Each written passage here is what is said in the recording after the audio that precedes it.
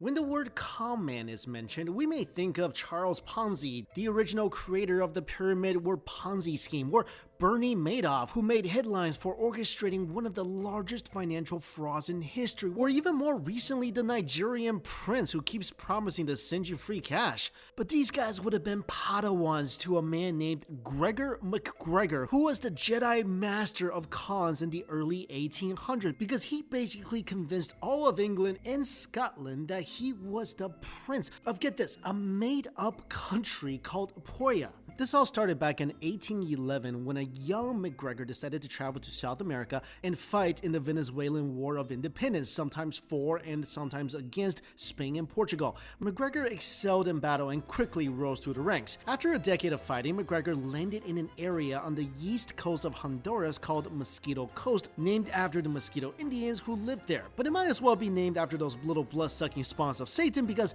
that area was nothing but a pest-ridden swamp. After a lot of persuasion and a lot of alcohol, McGregor managed to persuade the local king Frederick Augustus to sign over 12,500 square miles of the land to him. After that, McGregor sailed to England, where people were just trying to get over the Napoleonic Wars that had just ravaged Europe. McGregor then told the people of England and Scotland that he was dubbed the Prince of Poya by King Augustus, and told everybody that that piece of swamp of his was actually a wondrous land where crops could harvest multiple times a year, where trees were overflowing with fruits, riverbanks were lined with gold, and basically unicorns were pooping out rainbows on a daily basis. Okay, he didn't actually say that last part, but he might as well have, because he had the hopeful people of England and Scotland thinking that this was the promised land. He even showed everyone a handbook and guide to the Mosquito Shore for the use of prospective colonists, created by a person named Captain Thomas Strangeways, who praised the beauty of Poya because, well, Strangeways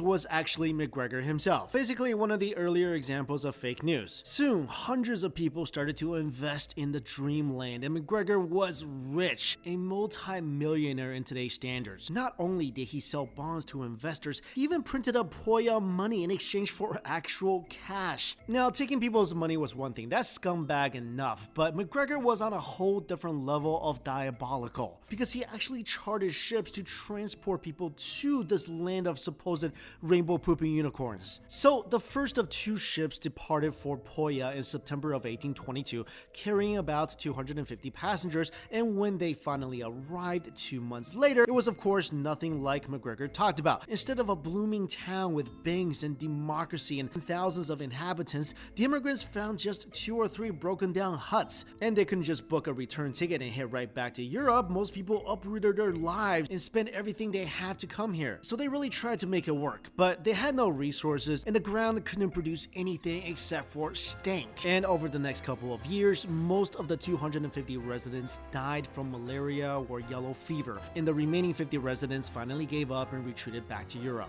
Unfortunately, McGregor was never really punished. He left England and escaped to France, where he basically started a scam all over again. And it would have worked too, because the French people were equally as gullible, and many people invested in Poya and got on a ship ready to go to Mosquitoville. But the government grew suspicious when they saw that many of their citizens were trying to travel to a country that no one has ever heard of, and that's when McGregor's scheme fell apart. McGregor was arrested in France and then jailed in England, but really only for a short time. He did lose all his money, so he had to eventually return to Venezuela, where, get this, he was able to convince the authorities there that he deserved a commission for everything he did in the war, and they actually gave it to him. McGregor died 6 years later in 1845 at the age of 59, and today Poya remains undeveloped and continued to be a blood-sucking cesspool, not unlike McGregor himself. Hopefully you guys enjoyed this video, and if you did, please hit that like button and make sure to subscribe and follow for more amazing stories.